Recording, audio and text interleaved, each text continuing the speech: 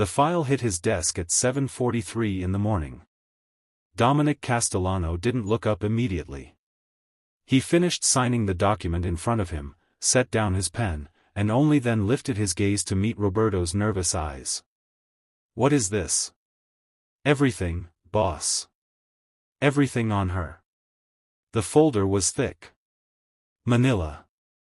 Worn at the edges like it had traveled through many hands before reaching his.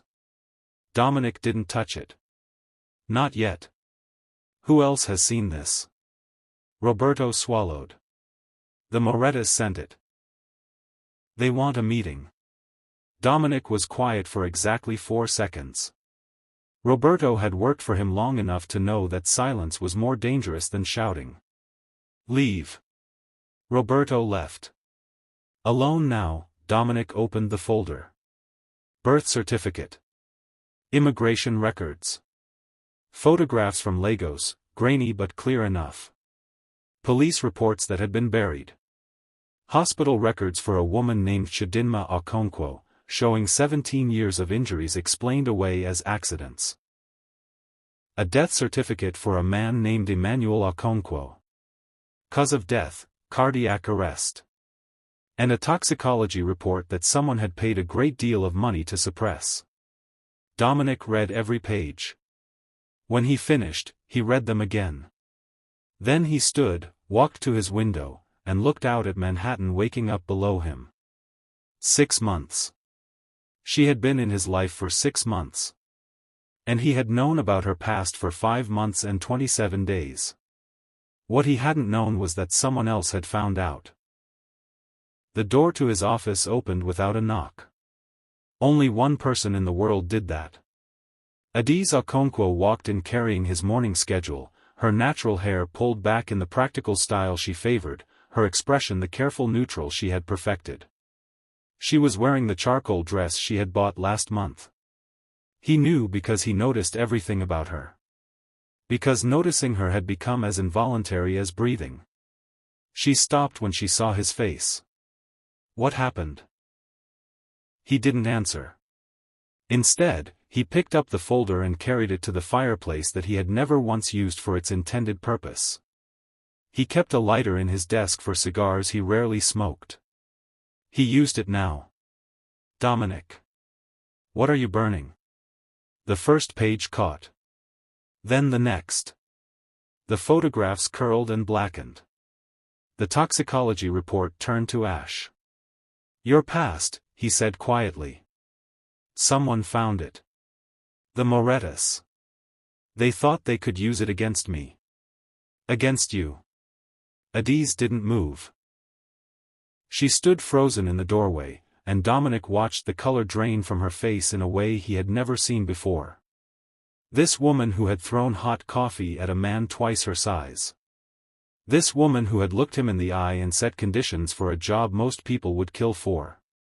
This woman who seemed afraid of nothing. She was afraid now. How long have you known? He fed another page to the flames. Since week 2. And you said nothing. Would you have stayed if I had? The question hung between them. The fire crackled. Outside, a siren wailed and faded. No, she whispered. I would have run. I know. He turned to face her fully. That's why I said nothing. That's why I'm burning this now instead of using it. I've spent 25 years using people, Adiz. Finding their weaknesses and exploiting them. It's what I know. It's what I'm good at. Then why not use mine? The question should have had an easy answer. A strategic answer. But Dominic found himself without words for the first time in decades. He looked at her, this woman who had disrupted everything he understood about himself. This woman who couldn't be bought or intimidated or seduced by the usual methods. This woman who made him want things he had trained himself to never need. Because you're not a weakness, he said finally. You're the only thing I've wanted without knowing how to take. The last page burned. If you're already hooked and want to see how these two got here, make sure you're subscribed to Billionaire Stories with Mr. Lawson. Trust me, this story is just getting started. 6 months earlier. The first time Dominic saw her, she was committing what most people would consider career suicide. Luminera was his restaurant. Not officially, of course. The deed was in the name of a holding company that was owned by another holding company that was managed by a trust based in the Cayman Islands. But everyone who mattered knew that Luminera belonged to Dominic Castellano, which meant that misbehavior within its walls was exceptionally rare.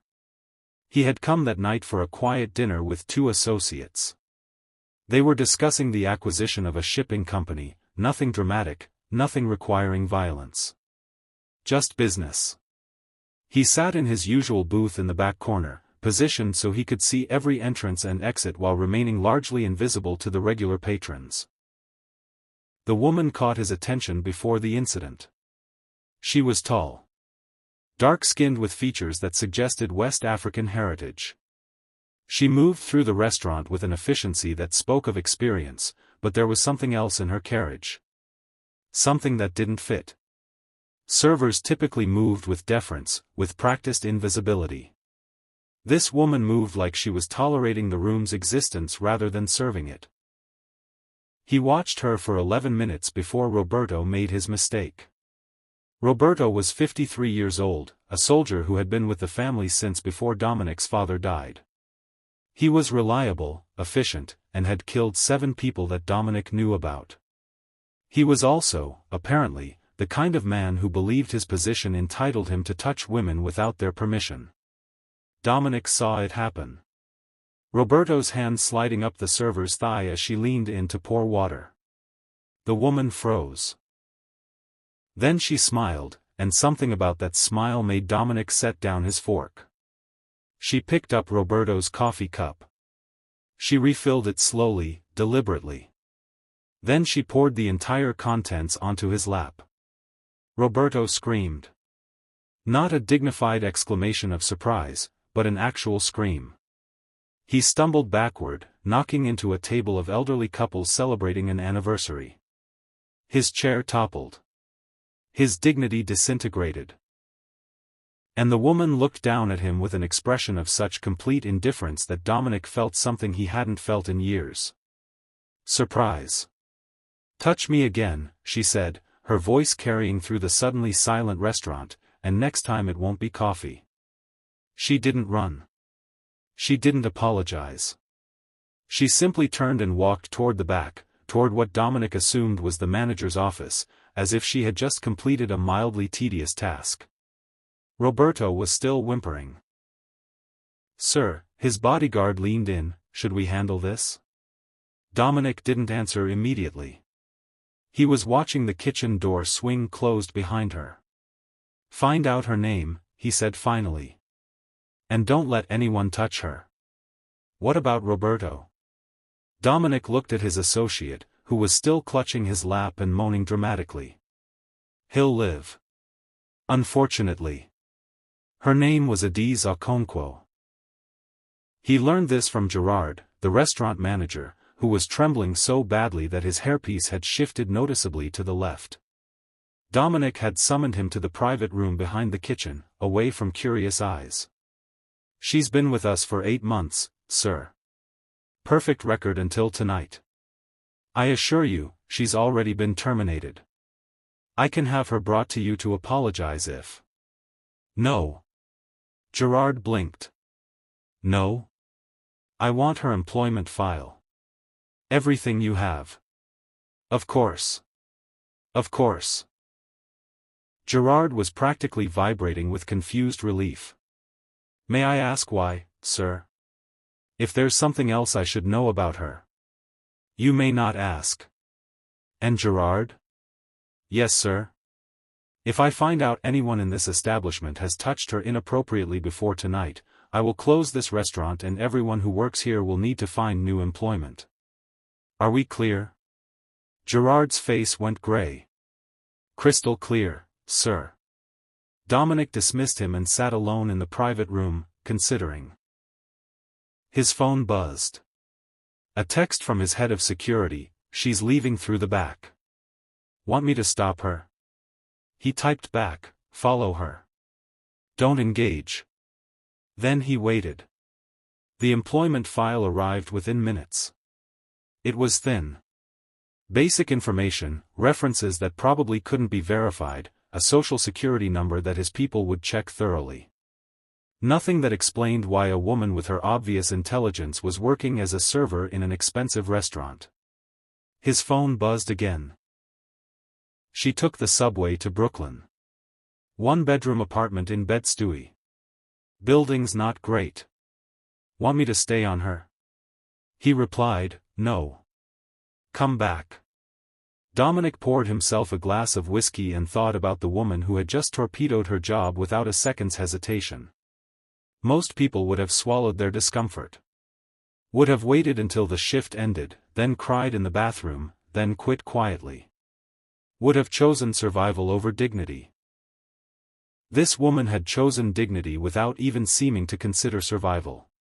That was either stupidity or something far more interesting. He suspected it was something more interesting. The next morning, Dominic did something he had never done before. He went to Brooklyn. Not that he never traveled to the outer boroughs. His business took him everywhere. But he had never personally visited someone who had no idea he was coming, for reasons he couldn't fully articulate even to himself. Her building was exactly as his security had described. 5 stories, brick facade that had seen better decades, front door lock that was broken. He climbed the stairs to the 4th floor, found apartment 4C, and knocked. It took her 37 seconds to answer. He counted. When she opened the door, she was wearing jeans and a t-shirt, her hair wrapped in a scarf. No makeup. Eyes swollen slightly, probably from poor sleep. She looked at him. Processed his suit, his watch, his face. You were at the restaurant last night, she said. Not a question. I own the restaurant. He watched her absorb this information. Watched her calculate what it meant. Watched her chin lift almost imperceptibly. Then you probably want me to apologize to your friend. Associate. And no. Then why are you here? It was such a direct question. No preamble, no fear, no attempt to figure out what answer he wanted. Just a simple demand for truth. I want to offer you a job. Her expression didn't change. You tracked down my address and showed up at my door at 9 in the morning to offer me a job. Yes. That's insane. Probably. I threw hot coffee on someone you clearly do business with. I'm aware. I was there. She leaned against her door frame, studying him with an intensity that made him feel, for the first time in longer than he could remember, actually seen. Not his reputation. Not his power. Him. What kind of job? She asked. Personal assistant. To you? Yes. I don't know anything about you except that you own an expensive restaurant and associate with men who grope waitresses. I'll tell you anything you want to know. She was quiet for a long moment. He could see her thinking, weighing, calculating. This was a woman who had learned to make decisions carefully because the wrong choice might cost her everything. Why me? She finally asked. You have people who would do anything for a position like that. People who actually want to work for you. That's exactly why I don't want them. I don't understand. Dominic considered how to explain something he didn't fully understand himself. Everyone who works for me wants something from me. Money, power, protection, proximity. They smile when they don't mean it. They agree when they don't believe it. They fear me, so they perform. And me? You threw hot coffee at a man who could have had you killed, and you didn't even flinch. Either you're stupid, or you're something I've never encountered before. I could be stupid. You're not. He said it with certainty. I've been watching people my entire life. Reading them, manipulating them. You're one of the most intelligent people I've met in years. Which means you made a choice last night. You decided that your dignity was worth more than your safety. She was quiet again. This time, he waited. Come inside, she said finally. I'm not having this conversation in my hallway. Her apartment was small but clean. A single room that served as living room, bedroom, and kitchen. Books stacked on every surface. Textbooks, mostly. Business, economics, law. Self-education, she said, noticing his gaze. Can't afford school. Can't take out loans. So I learn on my own.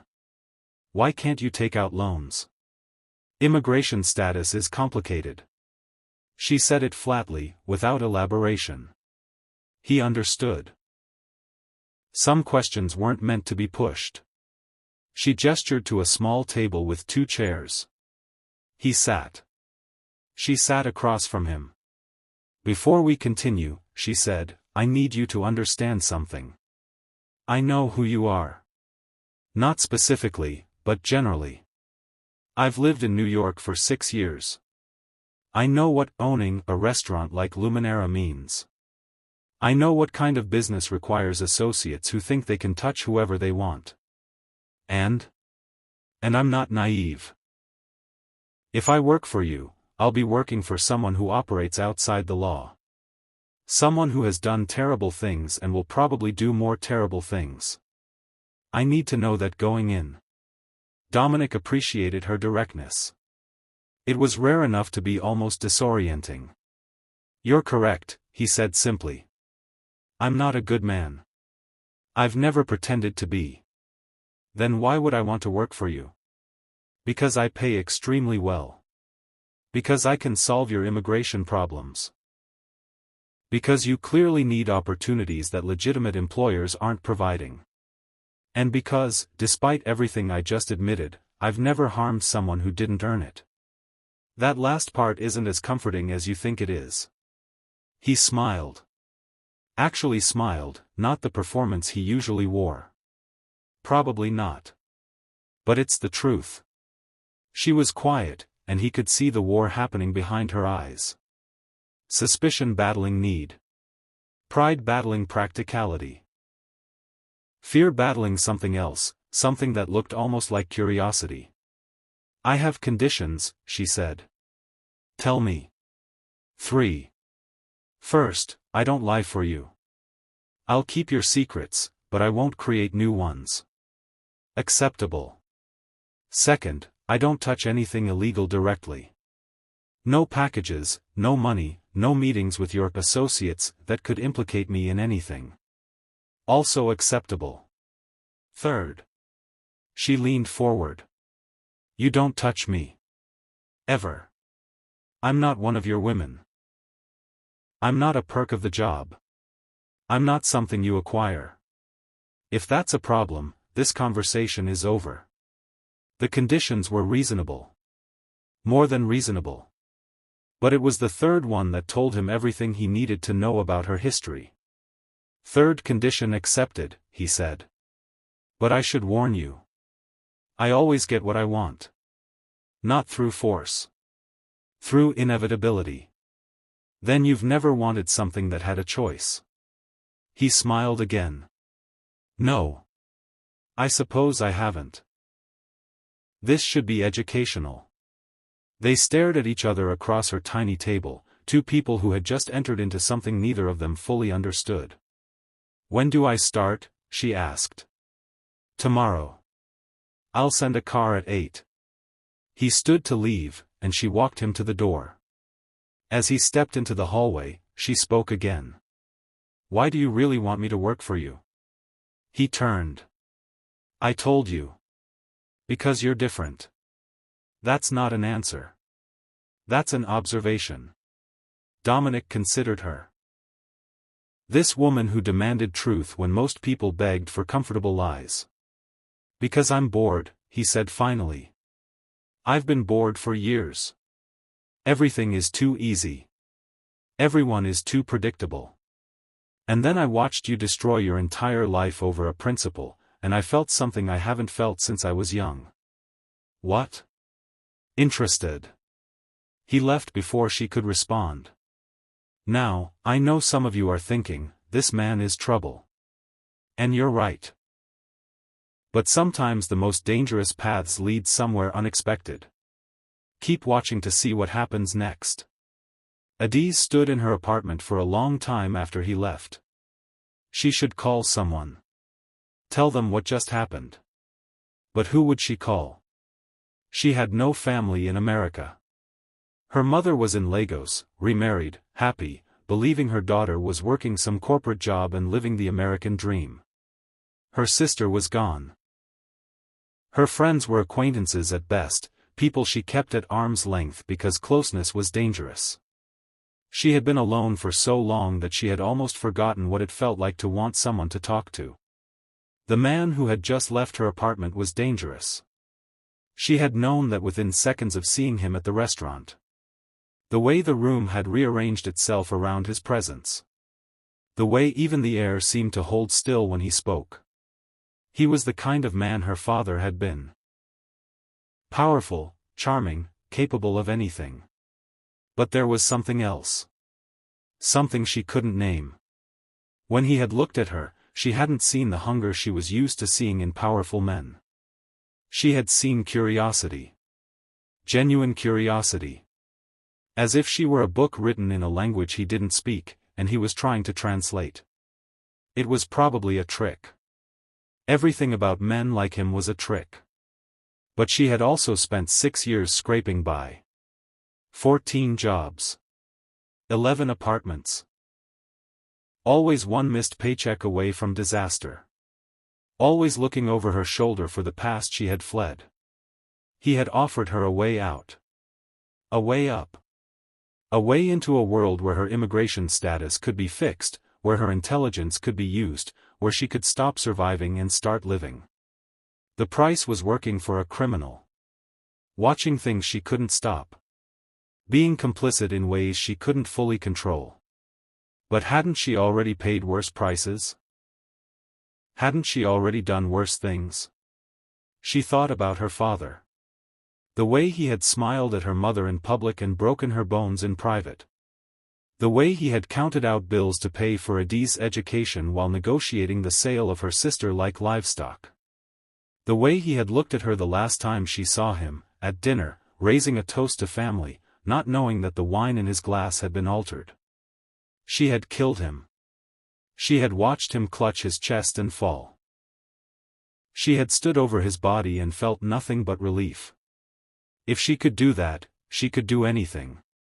She picked up her phone and called the number on the card Dominic had left behind. "I'll be ready at 8, she said when someone answered. "Tell him I accept." The car that arrived the next morning was black, expensive, and driven by a man who introduced himself as Thomas and then said nothing else for the entire 40-minute drive to Manhattan. Adiz had dressed carefully. Professional but not showy. A blazer she had found at a thrift store, tailored herself to fit properly. Pants that were old but well-maintained. Shoes that were comfortable rather than stylish. She had learned long ago that in rooms full of powerful people, being underestimated was an advantage. The building Thomas drove her to was a glass tower in Midtown. 53 floors. She counted as the elevator rose, watching the numbers climb, feeling the pressure change in her ears. The doors opened onto an office that took up the entire floor. It was beautiful in the way expensive things were always beautiful. Clean lines, natural light, artwork that probably cost more than she would earn in a lifetime. And at the center of it all, behind a desk the size of her apartment, sat Dominic Castellano. "Good morning," he said. "Coffee? Please." He gestured, and a young man appeared from nowhere to pour her a cup. Then he disappeared, and they were alone. "Before we begin," Dominic said, "I want to explain what this job actually entails. I assumed that was why I was here. I manage a variety of businesses. Some are legal. Real estate development, import-export, technology investments. Some are less legal. I won't elaborate on those. Your job is to manage me. My schedule, my correspondence, my daily operations. You'll attend meetings with me. You'll learn who I work with and why. You'll become, over time, the person who knows more about my life than anyone else. That sounds like a vulnerability. It is. Which is why the position has never been filled. Adiz absorbed this. Why now? Because I've never met anyone I trusted enough. You don't know me. You can't possibly trust me. Dominic smiled, that same real smile she had seen yesterday. You're right. But I trust my instincts. And my instincts say that you're incapable of betraying someone who hasn't betrayed you first. It was such an accurate observation that she found herself unable to respond. Your starting salary is $250,000 per year, he continued. Plus housing. I own an apartment building on the Upper West Side. You'll move in this weekend. Plus health insurance, legal support, and a clothing allowance because you'll be representing me and I have standards. That's non-negotiable. This job will consume your life. The compensation reflects that. Adiz thought about her apartment in Bed-Stuy. The broken lock. The neighbors who screamed at each other at 3 in the morning. The constant gnawing fear that someone would find her, that her past would catch up, that everything she had built would collapse. Okay, she said. Okay. I'm in. Tell me what to do. Dominic leaned back in his chair, studying her with that intensity she was beginning to recognize. First lesson, he said. In this world, information is everything. Watch everyone. Trust no one. And never let anyone see what you're thinking. Is that how you operate? It's how I've survived.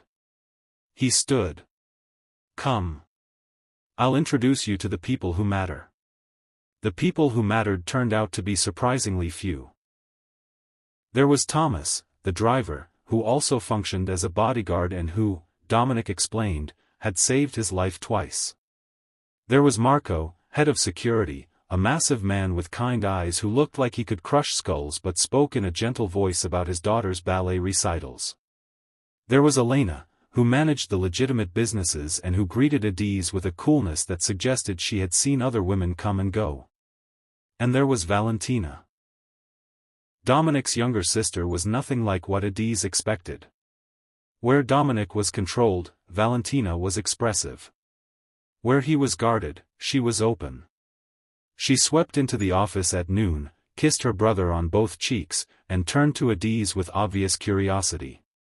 So you're the coffee thrower. News travels fast. In this family? Nothing is secret. Valentina circled her slowly, examining her like a purchase. Roberto is still whining about it, by the way. He wanted Dominic to have you killed. Can you imagine? Over hot coffee. I can imagine. Valentina stopped in front of her, brown eyes sharp despite her casual demeanor. My brother doesn't hire women.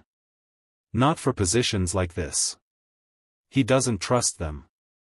Maybe he shouldn't trust me either. Maybe. Valentina smiled. But I think he already does. Which is fascinating, because Dominic doesn't trust anyone. Val. Dominic's voice carried a warning. What? I'm just making conversation. She turned back to Adiz. Lunch tomorrow. Just us. I want to hear your story. I don't really have a story. Everyone has a story. Some are just better hidden than others. Valentina kissed her brother again and swept out as quickly as she had arrived. In the silence that followed, Dominic sighed. My sister is persistent. You can say no to the lunch. Will she stop asking if I do? No. Then I might as well say yes. Something shifted in Dominic's expression. Surprise, maybe. Or approval. You learn fast, he said. I've had to. The first week was overwhelming. Adiz shadowed Dominic through meeting after meeting. Board rooms where men in expensive suits discussed shipping routes and construction contracts. Private rooms where different men discussed things she carefully didn't listen to. Dinners where politicians laughed too loudly and accepted envelopes they didn't open. She learned who deferred to Dominic and who pretended equality while their hands shook. She learned which associates could be trusted and which would sell information if the price was right. She learned the geography of his empire, which buildings he owned, which businesses he controlled, which people owed him favors. And she learned about him. He slept 4 hours a night. He drank whiskey but never got drunk. He read constantly, history, philosophy, biographies of men who had built and destroyed civilizations. He spoke 4 languages fluently and could fake his way through 3 more. He remembered every detail of every conversation, and he used them all. He was, she realized slowly, lonely. It wasn't obvious. He was surrounded by people constantly. Associates, employees, women who appeared for dinner and disappeared by morning. But none of them knew him. None of them were allowed past the walls he had constructed so carefully. She understood those walls. She had built similar ones. And that understanding was dangerous. "You're staring again," she said late one evening. They were in his office, reviewing the next day's schedule. It was nearly midnight, but neither of them had suggested stopping. "I'm trying to figure out how you do it." "Do what?" "Remain invisible while being completely present. I've watched you in 12 meetings this week. You take perfect notes. You remember everything. And not a single person has noticed you. People see what they expect to see. They expect an assistant, so that's what they see. But you're more than that. Everyone is more than what they appear." She set down her tablet. "Including you." "What do you mean?" Adiz considered whether to answer honestly. She decided that she had spent too long being careful. "Everyone talks about you like you're a monster. Cold. Ruthless. Incapable of feeling anything except anger. But I've been watching you all week, and I don't see that." "What do you see?" "Someone who's been performing for so long that he's forgotten there's anything underneath the performance.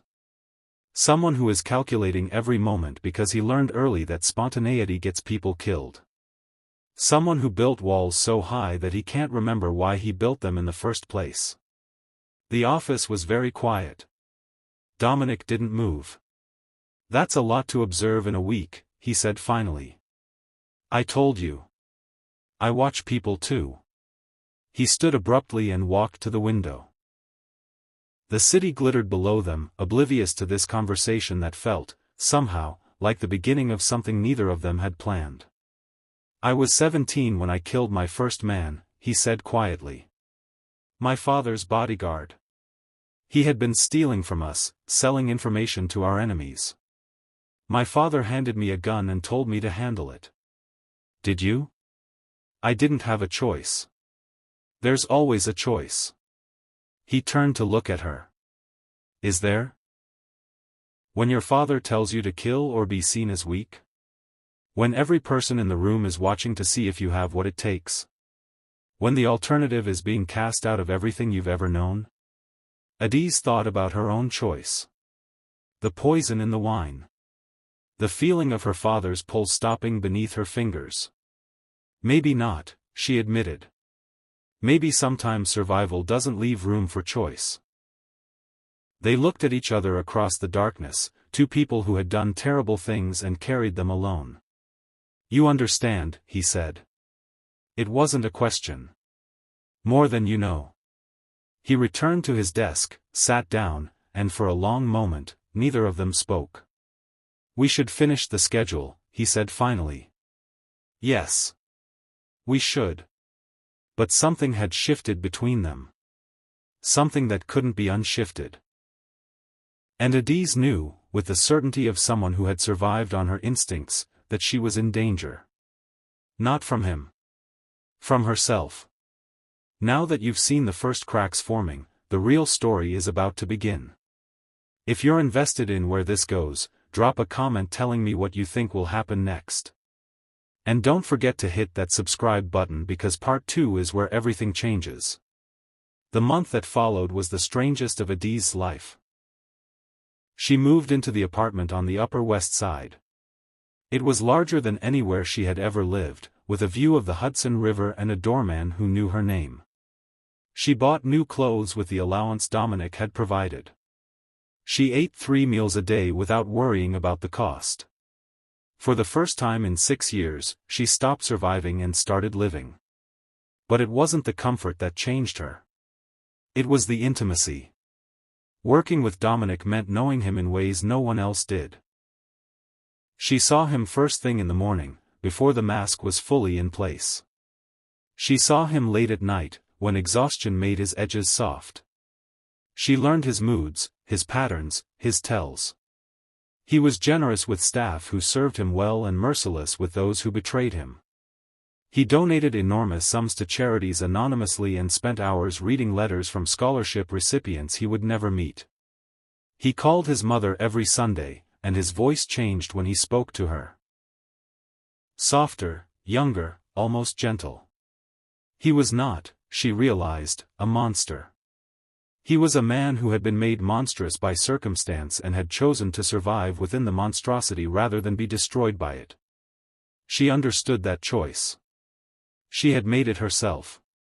The danger was that understanding bred compassion.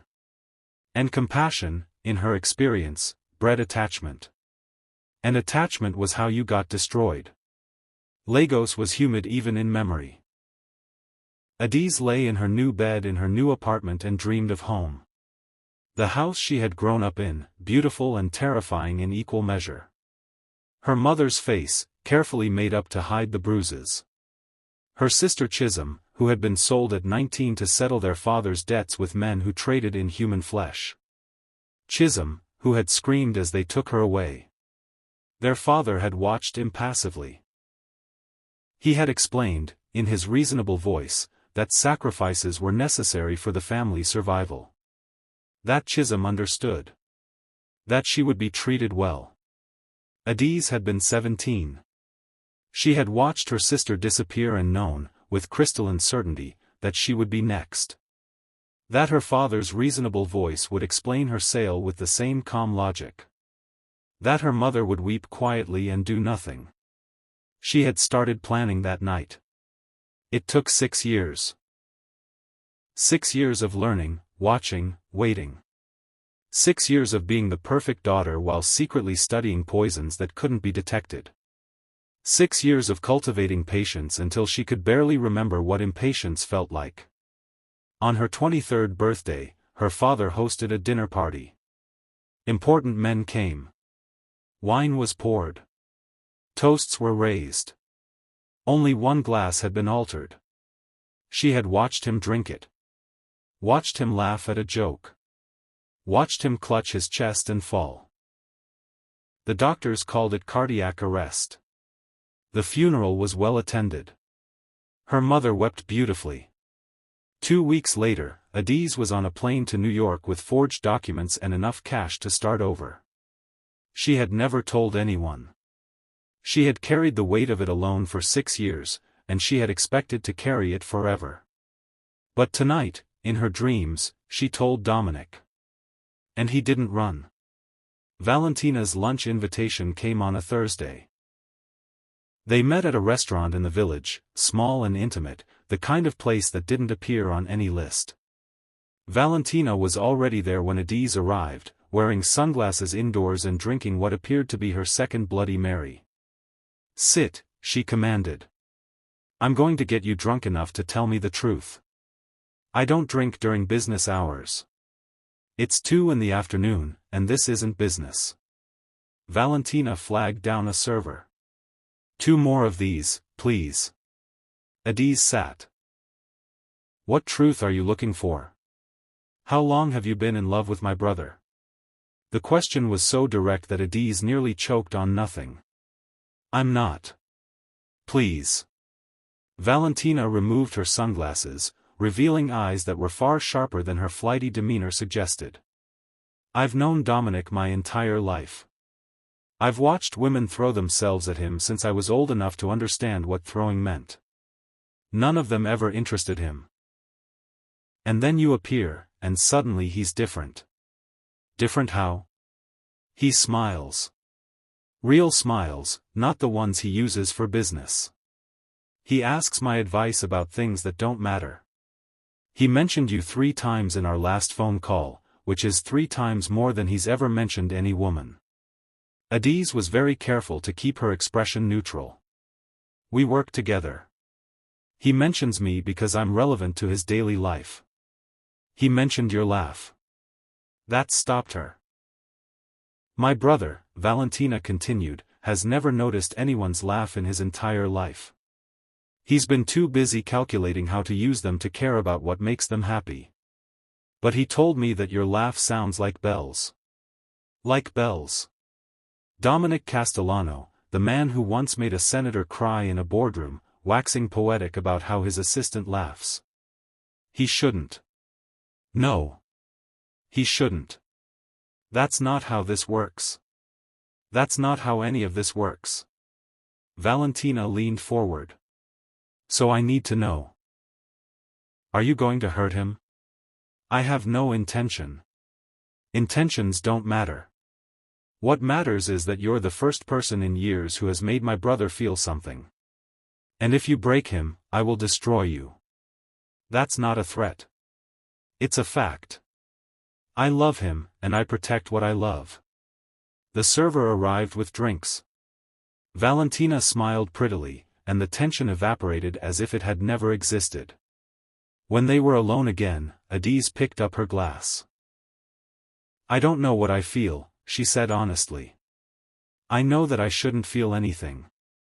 I know that caring about someone like your brother is dangerous. I know that my history and his history make anything between us complicated in ways neither of us can predict. But I look forward to seeing him every morning. I notice when he's tired. I worry when he seems troubled. She stopped, realizing she was saying more than she had ever admitted to herself. I don't know what any of it means. Valentina was quiet for a moment. Then she smiled, and it was a different smile than before. Softer. It means you're human, she said. It means that despite whatever walls you've built, you're still capable of connection. That's not weakness. That's survival. Your brother would disagree. My brother is an idiot about emotions. Brilliant at everything else, but an absolute idiot about this. Valentina raised her glass. To complications. Adiz touched her glass to Valentina's. To complications, she agreed. The night everything shifted happened 3 months into her employment. Adiz was working late, as usual. Dominic had gone to a dinner that didn't require her presence, and she was using the quiet to catch up on correspondence. The office was empty except for security, and she had settled into the kind of productive rhythm that came only with solitude. Her phone rang at 11:47 p.m. A Nigerian number she didn't recognize. She answered without thinking. Hello? Adiz. The voice was familiar. Older, wearier, but unmistakable. It's your mother. The world tilted. She hadn't spoken to her mother in 3 years. Had sent money through anonymous channels, had received word through distant relatives that Chidinma had remarried, had rebuilt, had found some version of happiness. But they had never spoken. Adiz had told herself it was for her mother's protection. Had told herself that distance was kindness. The truth was that she couldn't bear to hear her mother's voice and not confess. How did you get this number? Adiz, please. I need to tell you something. You shouldn't be calling. If someone finds out. Chisholm is dead. The words didn't make sense at first. Adiz heard them, processed them, rejected them. What? The men who took her. They killed her. I only just found out. Someone sent me proof. Photographs. Documentation. She's been dead for 4 years, Adiz. 4 years, and I didn't know. The phone slipped from Adiz's hand. She caught it before it hit the desk, but she couldn't speak. Couldn't breathe. The office that had felt so safe a moment ago now felt like a cage. Chisholm was dead. Her sister, who she had killed their father to avenge. Who she had told herself was somewhere, surviving, maybe even free. Who she had used as justification for every terrible choice. Dead. For 4 years. While Adiz was busy climbing out of poverty, Chisholm had been in the ground. Adiz? Are you there? I have to go. Please, we should talk. She ended the call. Set down the phone.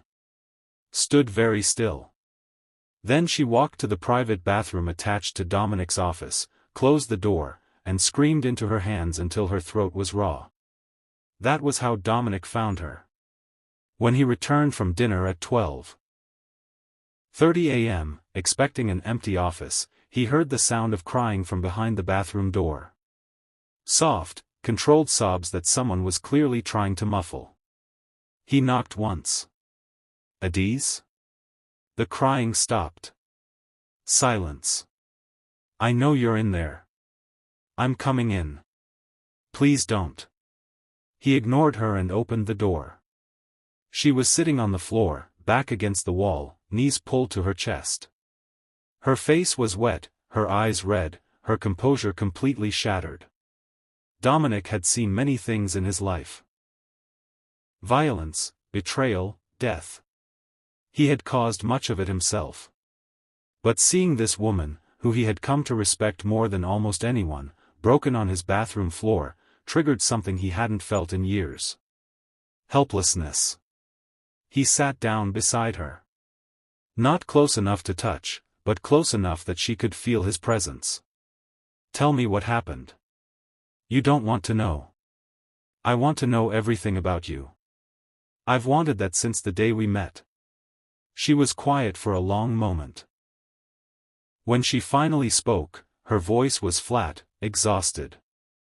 I had a sister. Chisholm. 3 years older than me. When I was 17, my father sold her to men who trafficked women. He said it was necessary for the family. He said she understood. Dominic didn't move. Didn't speak. Just listened. I spent 6 years planning his death. When I was 23, I poisoned him. Made it look like a heart attack. Then I came here. Still, he said nothing. I told myself that I did it for her. That killing him was justice. That somewhere, Chisholm was alive, and maybe free, and maybe she knew what I had done and was grateful. Her voice cracked. She's been dead for 4 years. My mother just called to tell me. The men who took her killed her. She was dead before I ever touched that wine. Everything I did, everything I became, was for nothing. The bathroom was very quiet. The city hummed 60 floors below, oblivious. Dominic reached out and took her hand. It was the first time he had touched her since they met. The first breach of the condition she had set. But she didn't pull away. It wasn't for nothing, he said quietly. You don't understand. I do understand. Better than you know. He turned to face her. When I was 17, my father made me kill a man to prove I was worthy of this life. I spent years believing that made me irredeemable. That the darkness was all there was. Isn't it? No. His voice was firm. The darkness is real. What we've done is real. But it doesn't define us unless we let it. You killed your father because he was evil. Because he hurt your mother and sold your sister and would have done the same to you. That wasn't nothing. That was survival. But Chisholm would be dead whether you killed him or not. You said yourself, she died 4 years ago. Your father's death didn't cause that. The men who took her caused that. Adiz looked at him. Really looked at him, past the expensive suit and the dangerous reputation, at the man underneath. Why do you care? She whispered. Why do any of this for me? Dominic was quiet for a long moment. When he spoke, his voice was rough in a way she had never heard before. Because you're the first person who has ever seen me clearly and not run away. Because you make me want to be better than I am. Because He stopped. Shook his head. Because I care about you, he finished simply. More than I should. More than I know how to handle. And watching you hurt like this makes me want to burn the world down until whoever caused it pays. Adiz stared at him. This man who had killed and stolen and ruled an empire through fear. Who had every woman he ever wanted and needed none of them. Who was sitting on a bathroom floor, holding her hand, looking at her like she was the only thing that mattered. I killed my father, she said. I'm a murderer. So am I. This can't work. Whatever this is. The histories, the complications. Probably not. Then why? Because I've spent 42 years doing what I should. What's smart? What's strategic? He lifted her hand to his lips and kissed her knuckles, gentle as a whisper. For once in my life, I want to do what I feel. She should have pulled away. Should have rebuilt her walls, protected herself, maintained the distance she had cultivated for 6 years. Instead, she leaned forward and pressed her forehead to his. I don't know how to do this, she admitted. I don't know how to let someone in. Neither do I. We'll figure it out together. They sat like that for a long time, two broken people holding each other in the dark. And somewhere in Adiz's chest, something that had been frozen for 6 years began to thaw. The morning after the bathroom floor changed everything. Adiz woke in her apartment with swollen eyes and a strange lightness in her chest. She had cried more in the past 12 hours than she had in the past 6 years combined. She had told Dominic things she had never spoken aloud. She had let him hold her hand while she broke apart. And she hadn't died from it. That was the strange thing about vulnerability. She had spent so long believing it would kill her that she had never tested the theory. Now, standing in her kitchen at 6 a.m., watching the sun rise over the Hudson, she realized that the opposite might be true. Hiding might be what was killing her slowly. Her phone buzzed. A text from Dominic, take the day off. You need rest. She typed back, I don't need rest. I need normalcy. A pause. Then, stubborn. She smiled despite herself. Always. Another pause. Then, car will be there at 8. Wear something comfortable. We're not going to the office. She stared at the message. Where are we going? His response was immediate, somewhere I've never taken anyone. The car drove north for 2 hours. Adiz watched Manhattan disappear behind them, replaced by suburbs, then countryside, then winding roads through forests she hadn't known existed so close to the city. Thomas drove in his usual silence. Dominic sat beside her, also silent, but it was a different kind of quiet than she was used to. Softer. More uncertain. They pulled up to a house around 10 a.m. Not a mansion. Not a compound. A house. White clapboard, green shutters, wraparound porch. It sat on a hill overlooking a small lake, surrounded by trees that were just beginning to change color. This was my mother's, Dominic said as they got out of the car. Before she married my father. Her family's summer home. When she died, she left it to me specifically. Not to the family. To me. It's beautiful. I come here when I need to remember who I was before. He gestured toward the lake. Before the killing. Before the empire. Before I became what everyone needed me to become. Adiz understood. She had places like that too, though they existed only in memory now. The mango tree in her grandmother's yard. The beach where her mother used to take them before everything got bad. Places that belonged to the person she had been, not the person she had become. Why did you bring me here? Dominic turned to face her. In the morning light, away from the city and the suits and the power, he looked almost young. Almost uncertain. Because I want you to know me. The real me. Not the version I perform for everyone else. That's dangerous. I know. For both of us. I know that too. They stood there, on the gravel driveway of his dead mother's house, and Adiz felt something shift between them. Something irreversible. Show me, she said. The day passed slowly, and for once, slowness felt like a gift. Dominic showed her the house room by room. The kitchen where his mother had taught him to cook. The library where he had hidden as a child, reading books far above his age level, escaping the violence that surrounded his father's business. The bedroom that had been his, still decorated with posters of basketball players from the 90s. I was going to go pro, he said, touching one of the posters. That was the plan. I was good enough. Scouts were watching me sophomore year of high school. What happened? My father happened. He decided I was old enough to join the family business. Basketball didn't fit with the image he wanted. Dominic's voice was flat, but she could hear the old wound beneath it. He broke my knee during a training session. Made it look like an accident. Ended my career before it started. Adiz didn't offer sympathy. She knew it wouldn't help. My father broke my nose when I was 12, she said instead. I had asked why Chisholm was allowed to go to parties and I wasn't. He said questions were disrespectful. Dominic looked at her. We're quite the pair. The worst pair. Or the best.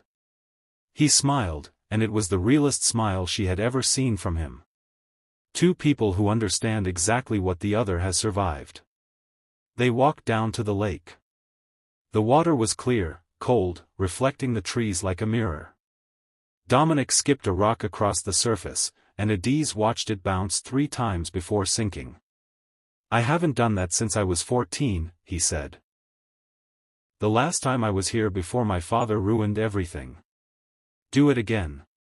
He looked at her, surprised. Then he picked up another rock and threw it. 4 skips this time. Better, she said. Your turn. I've never done this. Then I'll teach you. He selected a flat stone and pressed it into her palm. Then he stood behind her, adjusting her stance, guiding her arm through the motion. His chest was warm against her back. His breath stirred her hair. Flick your wrist at the end, he said softly. Let the stone do the work. She threw. The rock bounced twice, then sank. Not bad for a first attempt. Patronizing. Honest. He handed her another stone. Again. They stayed by the lake for an hour, skipping rocks, talking about nothing important. Dominic told her about his first crush, a girl named Maria who had worked in his father's restaurant. Adiz told him about the boy she had loved at 15, before she understood what her father was, before love became complicated. It was the most ordinary afternoon of her life. And it meant more than she knew how to express. The conversation that changed everything happened that evening. They were sitting on the porch, watching the sun set over the lake. Dominic had made dinner himself, pasta with a sauce recipe his mother had taught him, and they had eaten in comfortable silence. Now, with empty plates between them and darkness gathering at the edges of the sky, the weight of unspoken things grew heavy. Ask me, Adiz said finally. Ask you what? Whatever you've been thinking about all day. I can see you turning something over in your mind. Just ask. Dominic was quiet for a moment. Then he set down his wine glass. The night your father died. What did you feel? It was the question she had dreaded and expected in equal measure. She had told him the facts. She hadn't told him the truth. Relief, she said. Overwhelming relief. Like I had been holding my breath for 23 years and finally exhaled. Nothing else? Satisfaction. Watching him clutch his chest, knowing exactly why it was happening, knowing that he would never hurt anyone again. She paused. Is that what you want to hear? That I'm a monster too? I want to hear the truth. Whatever it is. Adiz looked out at the darkening lake. The truth is that I don't feel guilty. I know I should. I know that taking a life is supposed to haunt you, supposed to change you, supposed to leave scars. But I slept better after he was dead than I had in years. I ate more. I laughed more. Killing him was the best thing I ever did for myself. She turned to face him. Does that frighten you? No. It should. Why? Because you're capable of violence when necessary? Because you protected yourself and your mother from a man who would have destroyed you both? Dominic shook his head. I've killed 12 people. Some deserved it. Some were just in the way. You killed one person who absolutely deserved it, and you feel guilty for not feeling guilty. You've killed 12 people? That I did myself. More if you count the ones I ordered. He said it flatly, without pride or shame. Just fact. How do you live with it? She asked. I stopped trying to be good a long time ago. I decided that I would be effective instead. Protect my family. Build my empire. Punish those who deserve punishment. The morality of it stopped mattering because morality is a luxury for people who have never had to survive. That sounds lonely. It is. He reached across the space between them and took her hand. It was. Until you. Adiz looked at their intertwined fingers. His hand was large, scarred across the knuckles, capable of terrible things. But it held hers gently, like she was something precious. This is a bad idea, she said. The worst idea I've ever had. We'll destroy each other. Probably. Then why? Because I'm tired of being smart. He lifted her hand to his lips, just as he had the night before, and kissed her knuckles. I'm tired of calculating every move, protecting myself from everything, never letting anyone close enough to matter. You matter, Adiz. You matter more than anything has in years. And I'd rather have this, whatever this is, even if it destroys me, than go back to being alone. She should have argued. Should have listed all the reasons this was dangerous. Should have protected them both from what was clearly a collision course with disaster. Instead, she leaned forward and kissed him. It was soft at first. Tentative. Two people who had forgotten how to be gentle learning it again with each other. Then his hand came up to cup her face, and hers gripped the front of his shirt, and the gentleness gave way to something hungrier. When they finally pulled apart, both breathing hard, Dominic rested his forehead against hers. No going back now, he said. I know. Are you scared? Terrified. Good. He smiled against her lips. So am I. The weeks that followed were a delicate dance. Nothing changed publicly. Adiz was still his assistant. She still attended meetings, managed schedules, maintained the professional distance that their positions required. No one in Dominic's organization knew that anything had shifted. But everything had shifted. They stole moments where they could. A lingering look across a boardroom. A hand brushing a shoulder when no one was watching. Late nights in his office that ended with conversations instead of work, with her curled against his side on the leather couch, talking about everything and nothing. She told him about her mother's cooking. About the songs her grandmother used to sing. About the dreams she had before her father's cruelty crushed them, dreams of being a lawyer, of fighting for people who couldn't fight for themselves. He told her about the sister he had lost. Not Valentina, but another sister, older, who had died when he was 10. A car accident that he later learned was actually a hit by a rival family. The event that had transformed his father from merely dangerous to genuinely monstrous. He was different before, Dominic said one night. Still ruthless, but there was warmth underneath. When Isabella died, the warmth died too. He became the man who broke my knee. The man who made me kill. The man who treated everyone, including his own children, as tools. Is that what you're afraid of becoming? It's what I thought I already was. He pulled her closer. Until you showed me differently. Adiz understood the weight of that admission. She understood what it meant for a man like Dominic to acknowledge that someone had changed him. I'm not trying to change you, she said. I know. That's why it's working. If you're feeling what I'm feeling right now, that mixture of hope and fear, the sense that something beautiful is being built on dangerous ground, then you're exactly where I want you to be. Subscribe to Billionaire Stories with Mr. Lawson if you haven't already, because this story is about to take a turn that neither of them saw coming.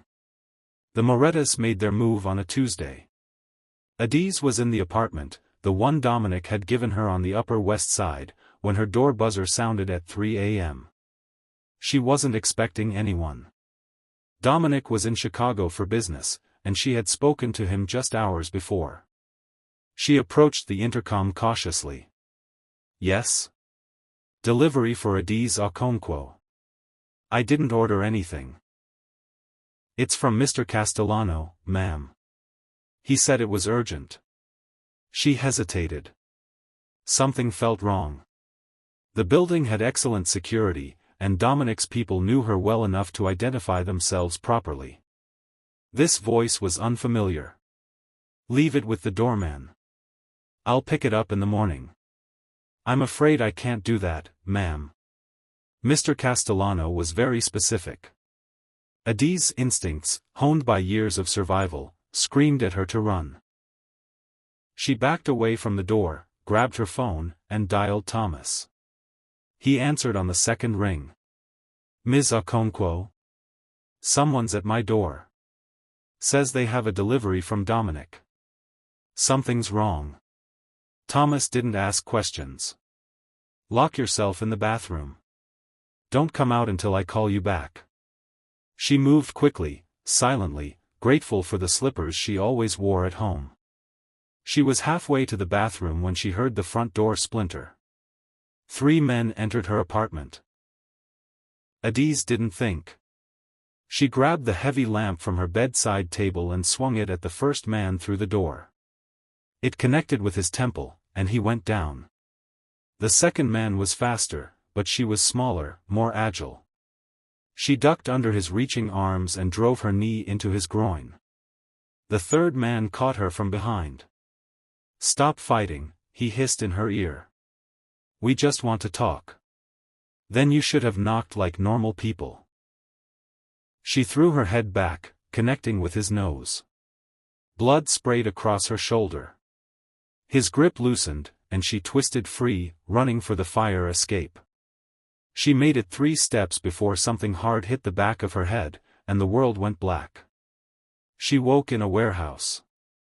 The cliché of it would have made her laugh if her head weren't throbbing and her wrists weren't zip-tied to a chair. She was in a large open space, poorly lit, smelling of rust and old oil. 3 men stood around her, including the one she had hit with the lamp. He had a bandage on his temple and murder in his eyes. A 4th man sat across from her. He was older, perhaps 60, with silver hair and the kind of expensive suit that signaled power. His face was familiar, though she couldn't place it. Ms. Okonkwo, he said pleasantly. I apologize for the rough handling. My men were supposed to bring you here gently. They clearly failed. Who are you? Victor Moretti. I believe you've heard the name.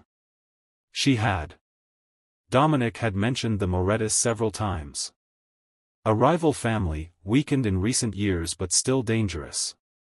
They had lost territory to Dominic's expansion and had been looking for ways to strike back. What do you want? Right to business. I appreciate that. Victor leaned forward. I want Dominic Castellano to suffer. And you, my dear, are going to help me. I'm his assistant. I don't know anything useful. Don't insult my intelligence. Victor pulled out a folder, and Adi's stomach dropped when she recognized it. The same manila folder she had watched Dominic burn months ago. We both know you're much more than an assistant. And we both know you have secrets that could destroy you if they became public. How? How do I have copies? Dominic burned the originals, very dramatically, but he failed to realize that we had made duplicates before delivering them. Insurance, you understand. Victor smiled. Emmanuel Okonkwo. Your father. Successful businessman, known to associate with some very dangerous people in Lagos. Died of a heart attack at a dinner party you attended. Except it wasn't really a heart attack, was it? Adi said nothing. We have the toxicology report. The real one, not the falsified version. We have witness statements that were suppressed.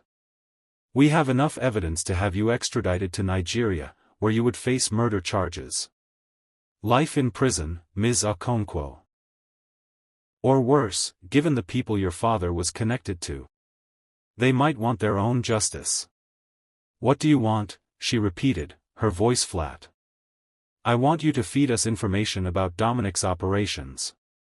Meeting schedules, security protocols, business partners. Nothing that will get anyone killed immediately. Just enough to help us plan. And if I refuse? Then this evidence goes to the authorities. Federal first, then Nigerian. Your life as you know it ends. Adiz looked at this man who thought he had cornered her. Who thought that threats and leverage would make her comply. Who had no idea what she had already survived, what she was capable of. I have a counteroffer, she said. Victor raised an eyebrow. You're not in a position to negotiate. I'm always in a position to negotiate. You want to hurt Dominic? Fine. But you need me alive and cooperative to do it. Dead or imprisoned, I'm useless to you. Continue. Let me go. Tonight. Give me 48 hours. I'll come to you with information worth 10 times what you could get through threats. And why would you do that? Adiz let her voice go cold. Let the mask she had worn in Lagos, the mask of her father's daughter, settle over her features. Because Dominic Castellano promised me a life, and he failed to deliver. I've spent 4 months watching him use me like he uses everyone else. I'm tired of being a tool. So yes, I'll help you hurt him. But on my terms, not yours. Victor studied her for a long moment. She could see him calculating, weighing her words against what he knew about her. You're lying, he said finally. Am I? You have my file. You know what I'm capable of. You know that I killed my own father for using me. Do you really think I'd hesitate to betray a man I've known for 4 months? Another long pause. Then Victor smiled. 48 hours. If you don't deliver, the evidence goes public. Understood. He gestured to one of his men. Take her back. And Giovanni? If she tries to run, kill her. They dropped her 2 blocks from her apartment at 4:17 a.m. She walked home on shaking legs, her head still pounding, dried blood in her hair. The doorman was unconscious at his post, not dead, just drugged. She stepped over him and climbed the stairs because the elevator felt too enclosed. Her apartment door hung open, damaged but not destroyed. She walked through the wreckage of her living room and sat down on the couch. Then she pulled out her phone and called Dominic. He answered immediately.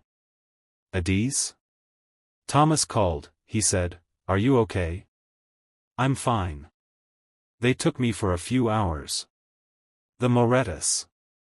I'm on my way. Don't move. Dominic, wait. There's something you need to know. She took a breath. They have copies of the evidence. Everything you burned. They want me to spy for them. Silence on the other end. They think I agreed, she continued. I bought us 48 hours. But after that, they're going to release everything unless I give them what they want. More silence. Then, quietly, you could have actually agreed. You could have saved yourself. By betraying you? By surviving. It's what you're good at. Adiz closed her eyes. I'm tired of surviving, Dominic. I told you that months ago. I want to live. And living means choosing who I am, not just reacting to who threatens me. Even if it destroys you? Even then. She heard him exhale. When he spoke again, his voice was rough with emotion. I'll be there in 3 hours. Don't open the door for anyone. I won't. Adiz? Yes? I love you. I should have said it before now, but I was afraid. I'm not afraid anymore. She felt tears slip down her cheeks. I love you too. I don't know when it happened. I just know that it did. We're going to fix this. Together. I know. The line went dead. Adiz sat in her ruined apartment and waited for the man she loved to come save her. No. Not save her. Fight beside her. There was a difference. Dominic arrived at 7:22 a.m., flanked by Thomas and Marco and 4 other men Adiz didn't recognize. He took one look at her, at the dried blood and the bruises forming on her arms, and his face went terrifyingly still. She had seen him angry before. She had seen him cold. But this was something else. This was the man who had killed 12 people, who had built an empire on fear, who was capable of burning the world for the right reason. She was the right reason. Marco, he said quietly. Take the men and sweep the building. Anyone who doesn't belong here, I want them found. Yes, sir. Marco left with the others. Dominic crossed to where Adiz sat and knelt in front of her, taking her hands in his. Let me see. She tilted her head, showing him the wound where she had been hit. His jaw tightened, but his touch remained gentle as he examined it. You need a doctor. I need a plan. Adiz. I'm fine. It's a bump on the head. I've had worse. She gripped his hands tighter. Victor Moretti is going to regret ever learning your name. How? The same way I always destroy my enemies. Information. Leverage. And when necessary, force. He stood and pulled out his phone, dialing a number from memory. Elena? Wake up. I need everything we have on the Moretti family. Every business, every associate, every skeleton in every closet. I want it on my desk in 6 hours. He hung up and looked back at Adiz. Can you move? Yes. Good. We're going to the house. The one upstate. You'll be safe there while I handle this. No. Dominic blinked. No? I'm not hiding while you fight my battles. This is my problem. My past. My threat to face. Adiz, these people will kill you. Then they'll kill me fighting. She stood, swaying slightly but staying upright. I spent 23 years under my father's control.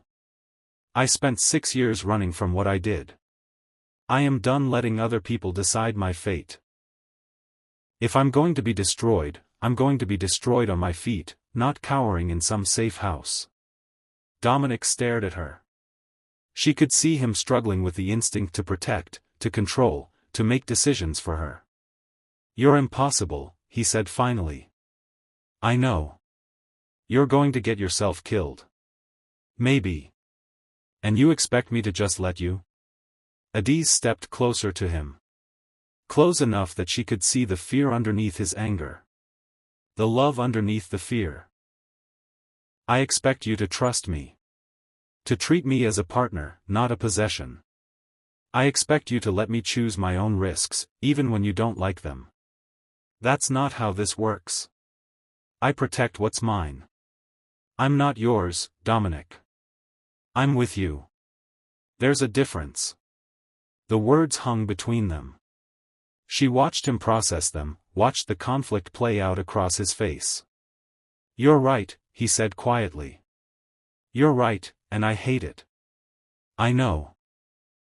He pulled her into his arms, careful of her injuries, holding her like she might disappear. If you die, he murmured into her hair, I will never forgive you. If I die, I'll be too dead to care. He laughed despite himself. Your timing is terrible. So I've been told. The next 43 hours were the longest of Adiz's life. Elena's research revealed what Dominic had suspected: the Moretti family was weaker than they appeared. Their businesses were failing.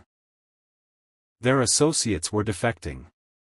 Victor's play against Dominic was a desperate gamble, a last attempt to reclaim power that had been slipping away for years.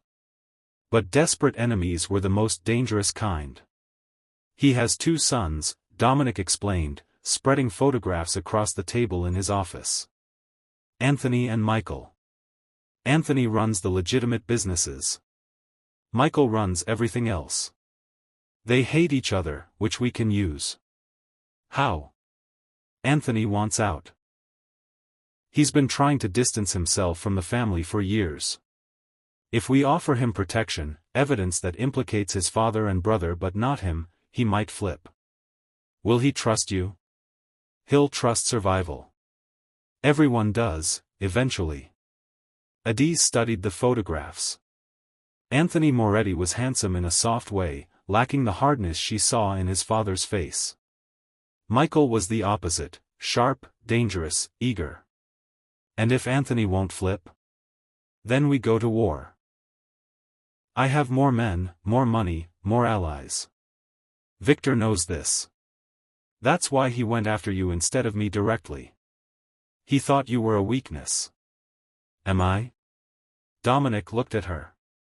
You're my only weakness. But you're also my greatest strength. Because of you, I have something to fight for beyond myself. Adiz didn't know how to respond to that. So she focused on the task at hand. What do you need me to do? Victor expects you to deliver information tomorrow. I want you to deliver exactly what he expects. You want me to actually spy for him? I want you to appear to spy for him. We'll give him information that seems valuable but is actually useless. Meeting schedules for meetings that will be changed. Security protocols that will be updated. Just enough truth to make the lies believable. And then? And then we wait for him to make his move. When he does, we'll be ready. The handoff happened at midnight in a parking garage in Queens. Adiz went alone, despite Dominic's protests. If Victor saw backup, the deal was off. She had to appear vulnerable, desperate, committed to the betrayal she had promised. Victor was waiting with 2 of his men. He looked pleased when she approached, holding a folder of documents that Dominic had carefully prepared. Ms. Okonkwo. I wasn't sure you would come. I told you I would. Yes, but people say many things under duress. I find that sincerity is rare. He took the folder and flipped through it. Meeting schedules. Security rotations. Names of business partners. Everything you asked for. Impressive. He handed the folder to one of his men. You understand that this is just the beginning? I'll need more. Regularly. I understand. Good. You can go. Adiz turned to leave. One more thing, Victor called after her. I need you to know that if you're lying, if any of this information is false, I won't just destroy you. I'll destroy everyone you care about. Your mother in Lagos. Your friends. Everyone. She stopped. Turned back. I understand, she said again. Victor smiled. Excellent. Same time next week. She walked away on steady legs, refusing to show fear. But her heart was pounding so hard she could feel it in her throat. The trap was set. Now they just had to wait. Victor made his move 3 days later. He sent men to hit one of Dominic's warehouses, using the information Adiz had provided about security rotations. What he didn't know was that the warehouse had been emptied the day before, the security deliberately thinned to draw him in. Dominic's people were waiting. The battle was brief and brutal. Adiz wasn't there, but she heard the details afterward from Marco. 17 of Victor's men captured. 3 killed. And most importantly, evidence recovered that linked Victor to half a dozen crimes that Dominic had been unable to prove. It's enough, Dominic said when he returned to the penthouse that night. Enough to turn his own people against him. Enough to offer Anthony the protection he needs to flip. And Victor himself? Running. He knows it's over. His organization is collapsing. His sons are turning on each other. By this time next week, he'll be dead or in prison. Adiz should have felt relieved. Instead, she felt empty. The evidence about my father. The copies he made. Destroyed. We recovered them from his office safe along with everything else. All of them. All of them. Dominic sat beside her. It's over, Adiz. You're safe. The threat is gone. She looked at her hands. The hands that had killed her father. The hands that had fought off attackers and signed documents and held Dominic's face when she kissed him. It doesn't feel over. It will. Eventually. He pulled her against his side. The fear doesn't go away immediately. I know that better than anyone. But it fades. Day by day, it fades. And us? What happens to us now? What do you want to happen?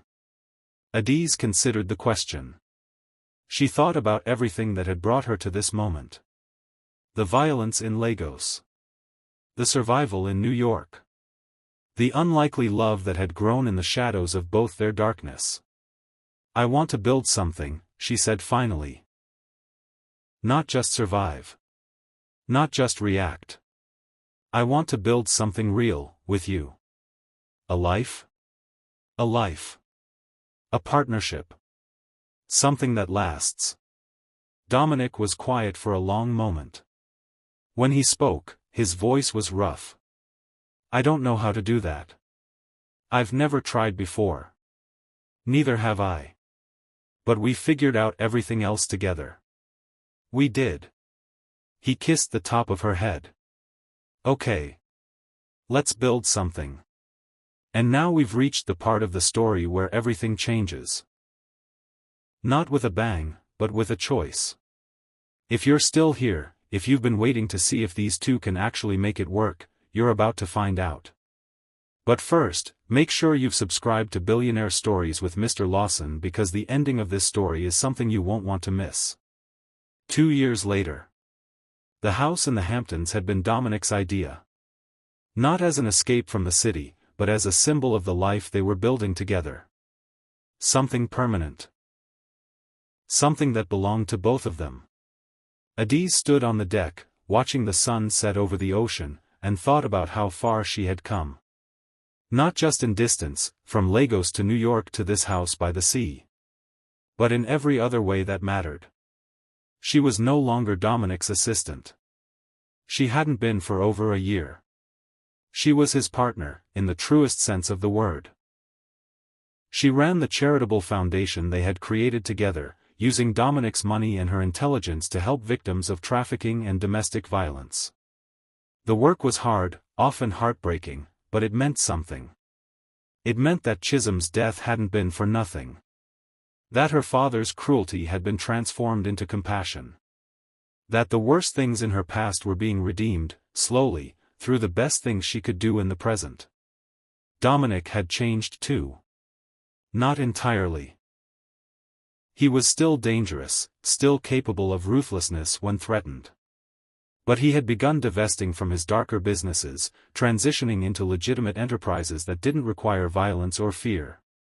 It was a slow process, years from completion, but he had started. For her. No, she reminded herself. Not just for her. For himself. Because he had finally found a reason to want something different. You're thinking too loud again. She turned to find him behind her, holding 2 glasses of wine. He looked relaxed in a way he rarely had when they first met. The constant tension in his shoulders had eased. The calculation in his eyes had softened. I'm thinking about how strange life is, she said, taking her glass. Strange how? 3 years ago, I was serving tables in a restaurant I hated, running from a past I couldn't escape, completely alone. Now I'm standing in a house that belongs to us, looking at an ocean I never imagined seeing, with a man I never imagined loving.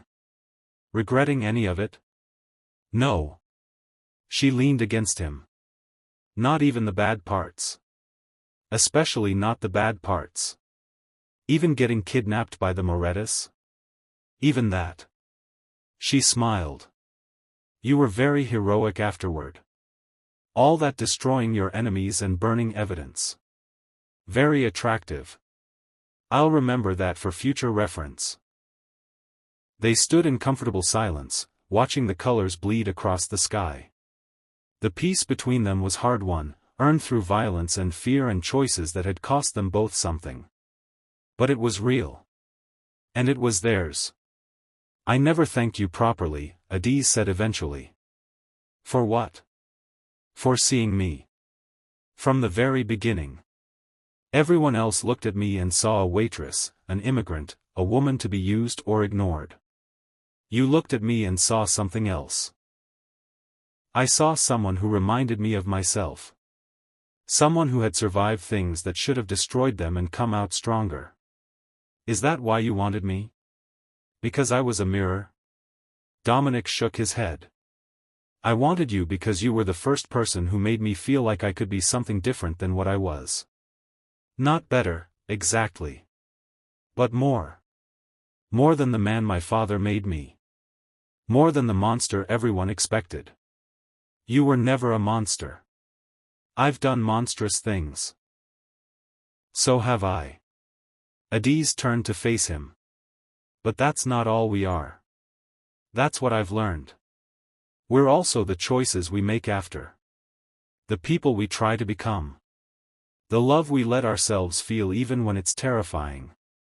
Dominic cupped her face in his hands, the same hands that had killed and destroyed, now gentle as they traced her cheekbones. I love you, he said. I know I say it often now. But I need you to know that it never gets less true. Every day I wake up and choose you again. Every day I'm grateful that you chose me.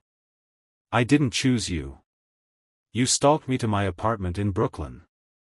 Romantic pursuit. Breaking and entering. Assertive invitation. She laughed, and he kissed her, and for a moment, the weight of everything they had survived lifted completely. Later that night, they sat by the fire pit, wrapped in blankets, watching the stars emerge over the ocean. I want to go back to Lagos, Adiz said suddenly. Dominic didn't react with surprise. He rarely did anymore. He had learned to let her revelations settle before responding. To visit? To find out what happened to Chisholm. Where she's buried. Whether anyone remembers her. Adiz's voice was steady, but her hands trembled slightly. I've been running from that for too long. I need to know. It could be dangerous. Your father had connections. I know. But I have connections now too. She looked at him. I have you. You do. And I'll go with you. Whenever you're ready. You would do that? Walk into a country where I'm technically wanted for murder? I would walk into hell for you. Lagos is nothing. Adiz felt tears prick her eyes. Not sad tears. Not happy tears either. Something in between, something that had no name. My mother remarried, she said. A good man, from what I hear. She's happy. Have you talked to her since that night? No. I didn't know what to say. How do you tell your mother that you killed her husband? Even if he deserved it? Maybe you don't tell her. Maybe you just let her be happy. And never see her again? Or maybe you see her and don't tell her. Dominic's voice was gentle. Some truths are better carried than shared. You don't owe her that burden. Adiz considered this. The idea of seeing her mother without confessing felt like a lie. But perhaps some lies were kindnesses. Perhaps some secrets were better kept. I'll think about it. That's all I ask. They sat in silence for a while longer, the fire crackling between them and the darkness they had emerged from. What about you? Adiz asked finally. What do you want to build next? I have some ideas. Tell me. Dominic was quiet for a moment. Then he reached into his pocket and pulled out a small box. Adiz's heart stopped. I had this made 3 months ago, he said. I've been carrying it around, waiting for the right moment. There probably isn't a right moment for something like this. So I'm just going to ask. He opened the box. Inside was a ring, simple but elegant, with a stone that caught the firelight like captured starlight. Marry me. Not because it's expected, or convenient, or strategic. Marry me because I can't imagine facing the rest of my life without you beside me. Marry me because you've made me into someone I actually want to be. Marry me because I love you more than I knew I was capable of loving anything. Adiz looked at the ring. At the man holding it. At the life they had built from nothing but shared darkness and stubborn hope. Yes, she said. Yes? Yes. She laughed, tears streaming down her face now. Was there ever any doubt? I learned a long time ago to always expect doubt. You taught me differently. He slid the ring onto her finger. It fit perfectly. We're really doing this, she said, staring at it. We're really doing this. The former Mafia boss and the woman who murdered her father. A perfect match. She laughed again, and he pulled her into his arms, and they held each other as the fire burned down and the stars wheeled overhead. Two people who had been broken by the world, who had done terrible things to survive, who had found in each other something neither believed they deserved. Love. Redemption. A future. It wasn't the ending either of them had expected. It was better. 6 months after that night, Adiz returned to Lagos. Dominic was beside her, as he had promised. They went quietly, without fanfare, using connections and careful planning to avoid the people who might still want her father's death investigated. She found her mother in a small house on the outskirts of the city. Chidinma was older now, gray threading through her hair, but she looked healthier than Adiz had ever seen her. Happy. They talked for hours. About everything and nothing. Adiz didn't tell her the truth about her father. She simply said she had built a life in America, found love, found peace. Her mother cried and held her and said she was proud. It was enough. They visited Chisholm's grave together. It was in a small cemetery, unmarked except for a number. Adiz paid to have a proper headstone installed. Something beautiful. Something that would last. I'm sorry, she whispered to the grave. I'm sorry I couldn't save you. I'm sorry I was too late. The wind stirred the grass, and Adiz chose to believe it was an answer. On the flight home, she slept with her head on Dominic's shoulder, the engagement ring glinting on her finger. The past was still there, would always be there, a weight she would carry for the rest of her life. But she was no longer carrying it alone. And that made all the difference. And that's the story.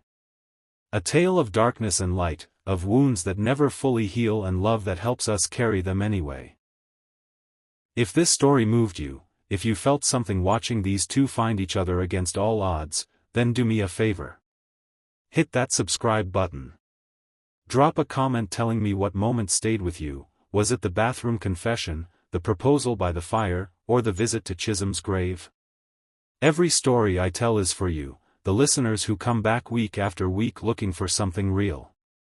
Something that makes you feel. I hope this gave you that. Thank you for watching Billionaire Stories with Mr. Lawson. I'll see you in the next one.